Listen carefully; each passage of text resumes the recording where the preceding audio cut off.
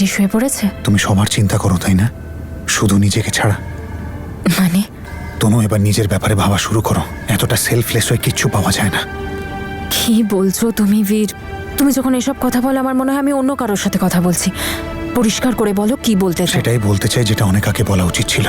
দেখো, প্রমিস করো যে তুমি রাগ করবে না আর আমাকে ক্ষমা করে দেবে যে আমি তোমার থেকে এত বড় একটা কথা লুকিয়েছি। কিন্তু প্লিজ আমাকে বিশ্বাস করো, আমি শুধু এই কারণে লুকিয়েছিলাম কারণ আমি তোমার কষ্টটা আর বাড়াতে চাইছিলাম না। কিন্তু এখন আমি বুঝতে পেরেছি এই কথাটা তোমার থেকে লুকোতে থাকলে তোমার প্রবলেমটা বাড়বেই না, বরং তুমি প্রবলেমেও পড়তে পারো। কেন ঘুরিয়ে পেঁচিয়ে কথা বলছো বীর? কি কথা বলতে চাও বলো। এই কথাটা তো তুমি খুব ভালো করে জানো যে তনু বেচারি এই কদিন আগেই সুস্থ হয়েছে, আর হয়তো এখনো পুরোপুরি নর্মাল হতেও পারেনি। আর এই অবস্থায় তনুকে আবার এত স্ট্রেস আর টেনশন দেওয়াটা। জ্যাসমিনের ব্যাপারে তুমি যেটাই ভাবছো সেই সব সত্যি।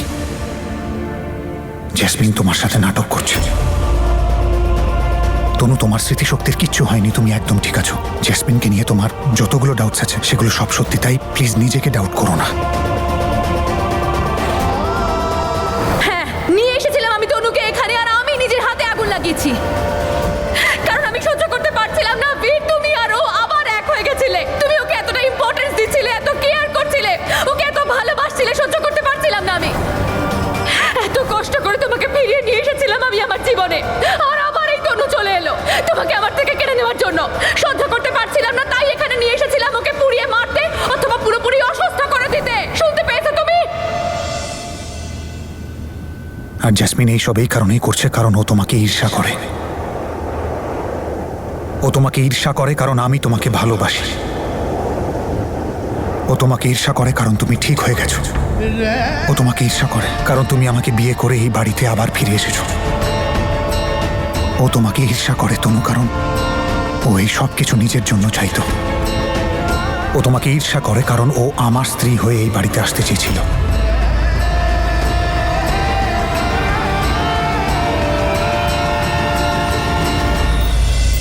এটা তোমার সেই 9 মাসের সব থেকে খারাপ দিন, যেটারে তোমায় কেউ কিচ্ছু বলেনি, আমিও না। আর যেটা আমি জানি সেটা অন্য কেউ জানে না। আমাকে বলো বীর, কি হয়েছিল ওই 9 মাসে? আমি সব জানতে চাই, প্লিজ বলো। জ্যাসমিনের সাথে আমার বিয়ে হওয়ার কথা ছিল, তার কারণ ও শর্ত রেখেছিল যে আমি যদি ওর বাচ্চাকে বাবার নাম না দিই তাহলে ও অ্যাবর্শন করে ফেলবে। আমি রাজি আমার সন্তানকে জন্ম দিতে, কিন্তু আপনারা সবাই আমায় প্রমিস করুন যে আপনারা আমাকে আমার হবু সন্তানের বাবা দেবেন। আমি চাই যে জ্যাসমিনের বাচ্চার বাবা বীর হোক। আমি তনুকে ছাড়া অন্য কারুর ব্যাপারে ভাবতে পারি না। সরি সোনা, আমায় তোমাকে তোমার বাবার কাছে পাঠিয়ে দিতে হবে। যদি এই সন্তানের পৃথিবীতে আসার একমাত্র রাস্তা আমার হ্যাঁ হয় তাহলে এই বিয়েতে আমি রাজি।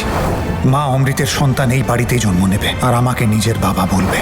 আমার বিয়ে জ্যাসমিনের সাথে হওয়ার কথা ছিল, আর তারপর আমি তোমায় পেলাম আর সবকিছু পাল্টে গেল, আর আমি সেই এঙ্গেজমেন্টটা ভেঙে দিলাম।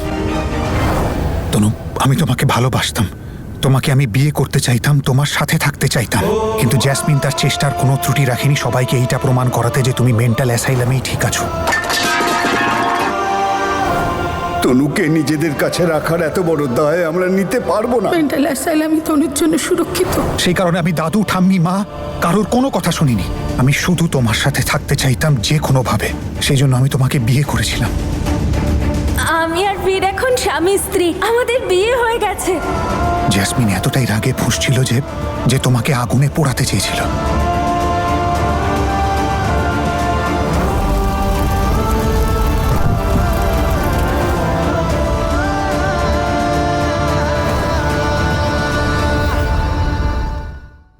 হ্যাঁ তনু, জ্যাসমিনই তোমাকে আগুনে পোড়াতে চেয়েছিল।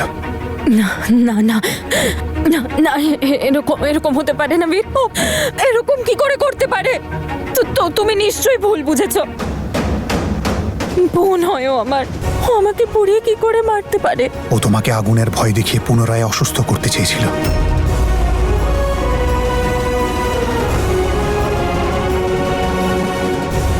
ও তোমাকে অসুস্থ করতে চেয়েছিল কারণ আমি যাতে তোমায় মেন্টাল অ্যাসাইলামে ছেড়ে আসি আর ও আমাকে বিয়ে করতে পারে।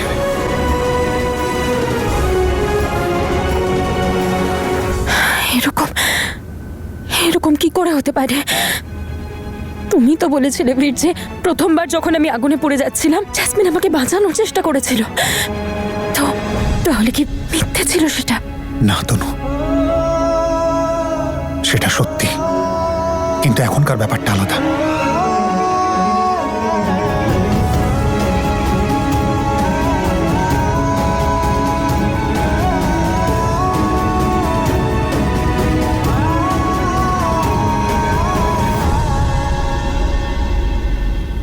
ফির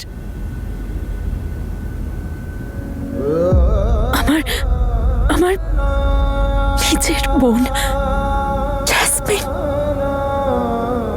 ও আমাকে আগুনে পুড়িয়ে মারতে চেয়েছিল। আর যদি আমি সত্যি পুড়ে যেতাম তখন?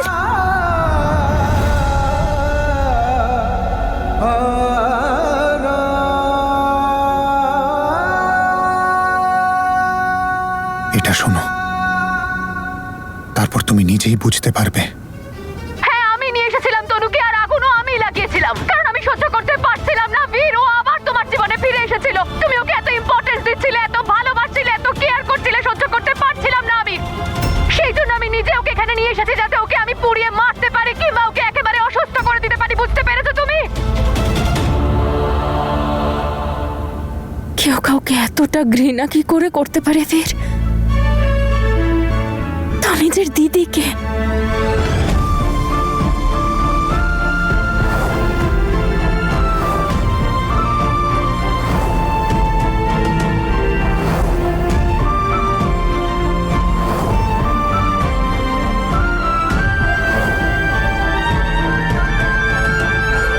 আমি ওর সাথে কি ভুল করেছি যে ও আমাকে এতটা ঘৃণা করে? আমি তোকে ভালোবেসেছি সব সময়। আমি জানি তনু, আমি জানি। আর যদিও তোমাকে ঘৃণা করে তার মানে এটা নয় যে তোমার মধ্যে কোনো দোষ আছে। এটার মানে হলো দোষ ওর চিন্তাধারায় দোষ আছে। তনু নিজের খুশি আর স্বার্থ ছাড়া অন্য কিছু দেখতে পারে না, না কোনো মানুষ, না তার কোনো ইমোশন। ও কিছু পেতে চাইলে ওর পাওয়ার ইচ্ছেতে এতটা জেদি হয়ে যায় যে ও যা খুশি তাই করতে পারে। ও কাউকে খুশি দেখতে পারে না, কারোর খুশি সহ্য করতে পারে না। জেসমিন কি এখনো তোমাকে ভালোবাসে? না, যদি ভালোবেসেও থাকে তাহলেও ভালো মতো জানে যে আমি ওকে কতটা ঘৃণা করি, স্পেশালি তখন যখন আমি জানি যে ও তোমাকে আগুনে পুড়িয়ে মারার চেষ্টা করেছিল।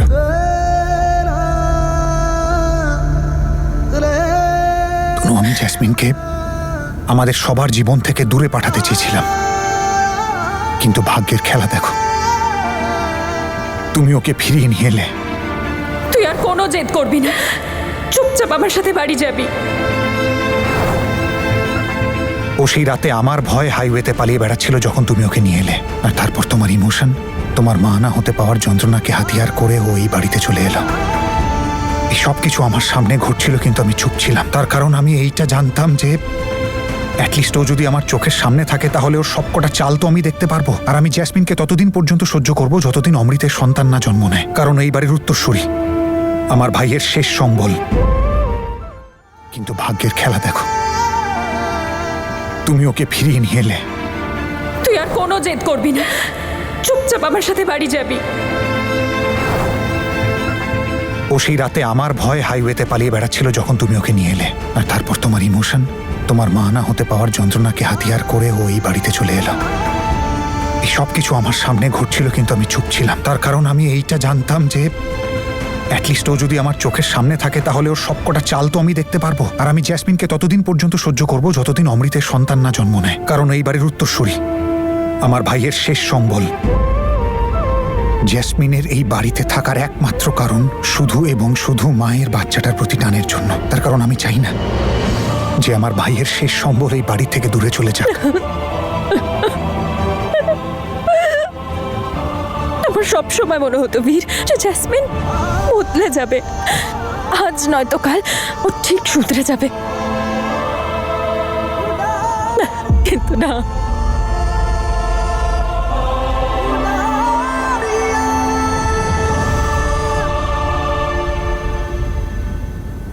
অনেক হয়েছে, কিন্তু আর না। এবার আমি আর ব্যবহৃত হব না। আমি ভালো করে বুঝতে পারছি ও ইচ্ছে করে সবার সামনে আমাকে ভুল প্রুফ করার চেষ্টা করছে। এটা দেখাতে চাইছে আমি সব ভুলে যাই। তাহলে ঠিক আছে, এবার ওর যা করার ও করুক, আর এখন আমার যা করার সেটা আমি করব। আমি এটা একদমই ভুলবো না যে ও প্রেগনেন্ট, অমৃতের সন্তানের মা হতে চলেছে। ওই সন্তানের কোনো ক্ষতি হতে দেব না, কোনোভাবেই। এই সন্তানের সাথে ওর কোনো সম্পর্ক নেই। ও শুধুমাত্র আমাকে হারাতে চায়। তাহলে ঠিক আছে, এবার এই লড়াইটা শুধু আমাদের দুই বোনের, আর এটা লড়বও আমরা, যাতে আমাদের দুই পরিবারের কোনো ক্ষতি আমি হতে দেব না, আর না এই বাচ্চাটার কোনো ক্ষতি হবে। কিন্তু হ্যাঁ, এইবার আমি জ্যাসমিনকে জিততে দেব না।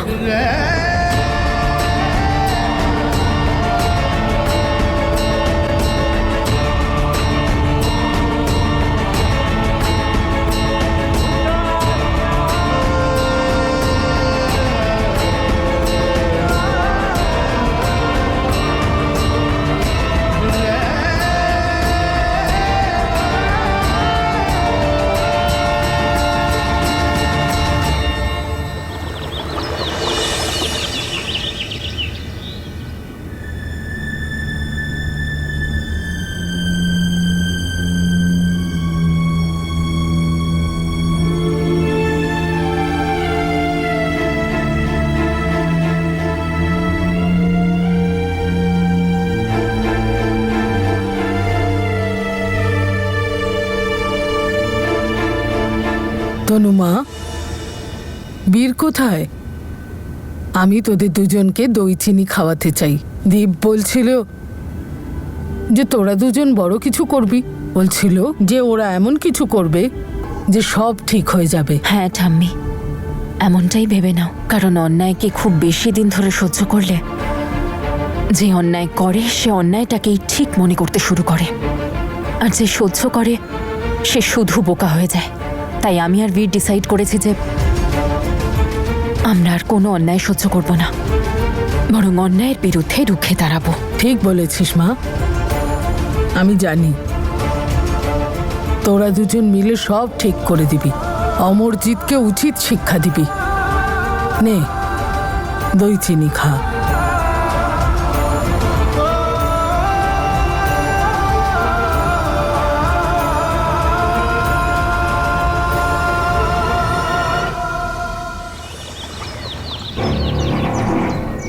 Sir, order. একটু জোরে বলুন, আমি কানে কম শুনি। Sir, order. কোনো কিছু ঝাল ঝাল, গরম গরম, একটু লঙ্কা লেবু দিয়ে এরকম কিছু পাওয়া যায় এখানে? ম্যাডাম, আপনাকেই জিজ্ঞেস করছি। এটা একটা কফি শপ, কোনো সিঙ্গাড়ার দোকান নয়। আর যদি খেতে হয় তাহলে এখান থেকে বেরিয়ে অন্য জায়গায় যা। তাড়াতাড়ি ওয়ান কফি প্লিজ। আমার অবৈধ শালাবাবু খুব স্টাইল মেরেছে দেখছি, খুব হিরোগিরি ফলাচ্ছিস। হ্যাঁ, ব্যাপারটা কি? আজ তুই মুখে না নিয়েই আমার প্রিয় তনু ডার্লিং, মানে আমার মিষ্টি ফুলটুসিটাকে তোর সঙ্গে দেখছি না যে? তুই আমাকে যতই উস্কাবার চেষ্টা কর, আমি আজকে তনুকে কথা দিয়ে এসেছি যে আমি মুখ দিয়ে কথা বলবো, হাত দিয়ে নয়। পৃথিবীর সবাই মুখ দিয়েই কথা বলে, বউয়ের চামচা। তোর মতো কিছু পাঞ্চিং ব্যাগও পাওয়া যায়। আচ্ছা, ঘটনাটা হচ্ছে যার বউ এত হট না, সেই বর তো বউয়ের কথা শুনবেই। কথা শোন আমার, হ্যাঁ, আমাকেও একবার চান্স দে, আমিও ভরপুর সেবা করব এরকম হট শালা বউয়ের। তোর বউকে দেখার পর থেকে জানিস আমার রাতের ঘুম উড়ে গেছে। ঘুম উড়ে যাওয়ার কষ্ট বুঝিস তো নিশ্চয়ই, হ্যাঁ? এমন ছ্যাঁকা লাগে না।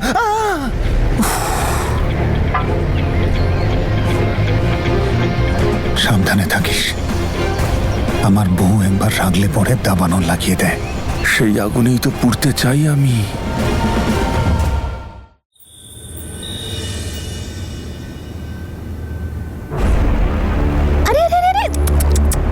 ওহো,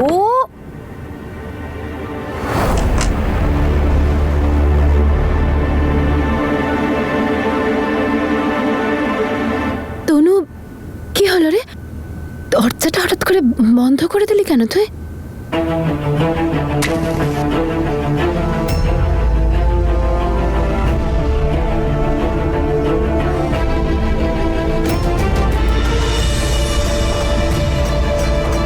তনু, এ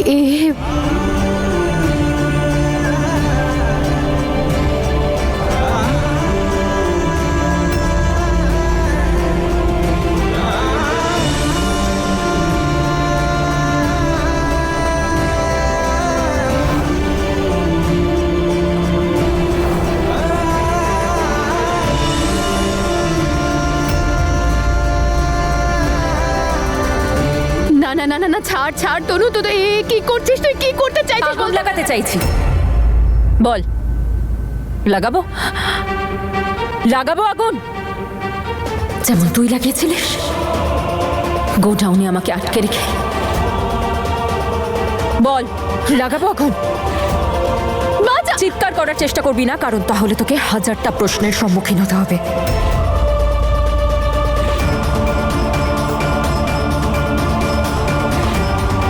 সব জেনে গেছি আমি তোর ব্যাপারে। বীর আমাকে তোর সব সত্যি, সব কথা জানিয়ে দিয়েছে।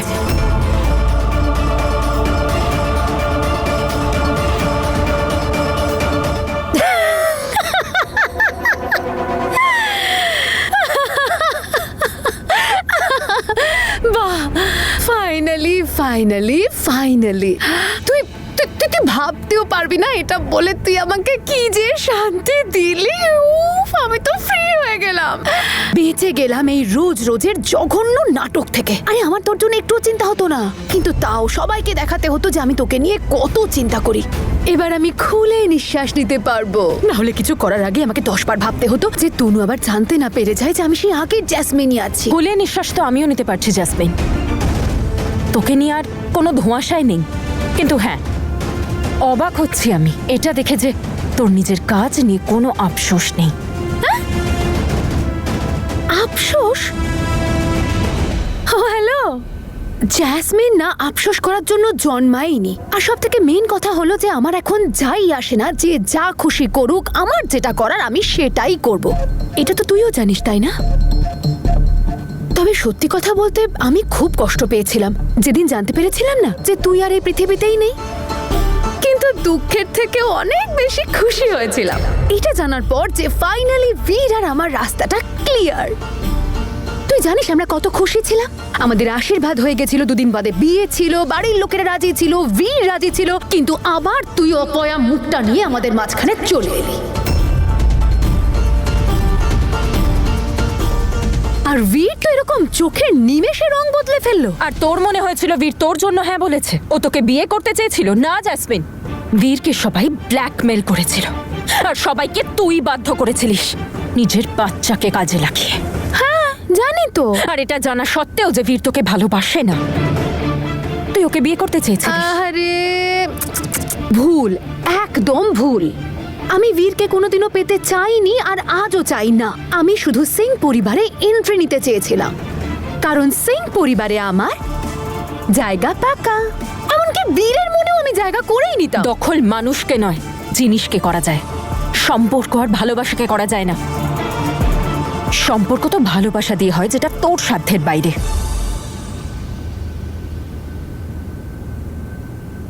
আরে আবার চলে এসেছে তনু ম্যাডাম নিজের লাইফের ফিলোসফি ঝাড়তে। তনু প্লিজ, এসব না তোর লাইফে হয়, তুই এসব তোর কাছেই রাখ। আমার লাইফটা ভীষণ সিম্পল, যেটা আমার সেটা আমারই, আর সেটা পাওয়ার জন্য আমি যে কোনো সীমা অতিক্রম করতে পারি। ঠিক আছে, এবার শোন, অনেক করেছিস তুই নিজের যা মন চায়। তুই যদি ডালে চলিস না জ্যাসমিন, তাহলে আমিও চলি পাতায় পাতায়, তাই তোর চালাকি আর চলবে না। আমি জানি তুই বাড়ির সবাইকে ভুল বোঝানোর চেষ্টা করছিস যে আমি অসুস্থ, সব ভুলে যাই, তোর খেয়াল রাখতে পারি না। আমি এটাও দেখেছি তুই মাকে কিভাবে ভুল বুঝিয়েছিস যে আমি তোকে নিয়ে কতটা careless, right? And I am sure তুই হয়তো আমাকে এটাও বলেছিস যে তনু তো আমাকে হিংসে করে, কারণ তনু মা হতে পারবে না, আর তুই মা হতে পারবি। কিন্তু একটা কথা কান খুলে শুনে রাখ জ্যাসমিন, তোর কুবুদ্ধি আর কাজ করবে না, কারণ এবার তুই আমার বিরুদ্ধে। কাউকে ভুল বোঝাতে পারবি না।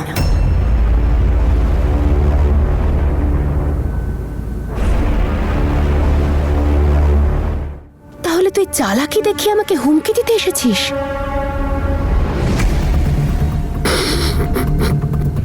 দেখ তনু, তুই এখন বোকা হ, চালাক হ, যাই হ, কিন্তু মা কোনোদিনও হতে পারবি না যেটা আমি হতে পারবো।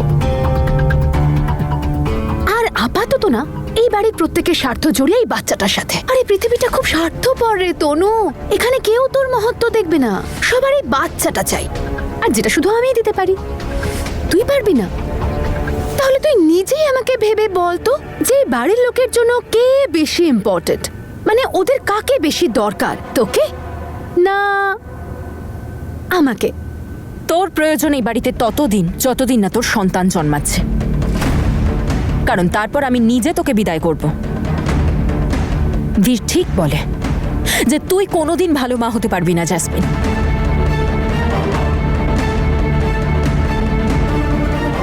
যে মা নিজের স্বার্থের জন্য নিজের সন্তানকে ব্যবহার করে, সে ভালো মা কি করে হতে পারে? তাই আমার একটু আফসোস হবে না যে আমি তোর মতো মায়ের থেকে তার সন্তানকে নিয়ে নেব। হয়তো এই বাচ্চার জন্য এটাই ঠিক, কারণ তোর মতো মা থাকলে সে নিজের সন্তানেরও ক্ষতি করতে পারে।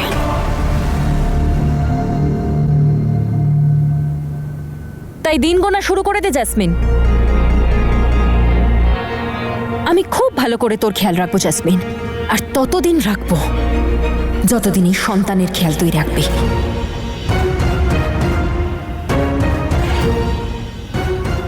যেদিন আমার মনে হবে যে তুই এই বাচ্চার বা এই বাড়ির কারোর কোনো ক্ষতি করার চেষ্টা করছিস, বিশ্বাস কর তোর এমন অবস্থা করবো যা তুই ভাবতেও পারছিস না।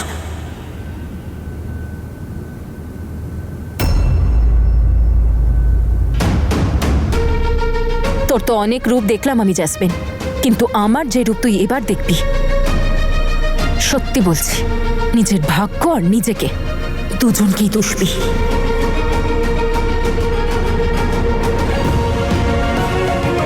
তাই ভুল করেও কোনো ভুল করবি না, এটা আমার লাস্ট ওয়ার্নিং।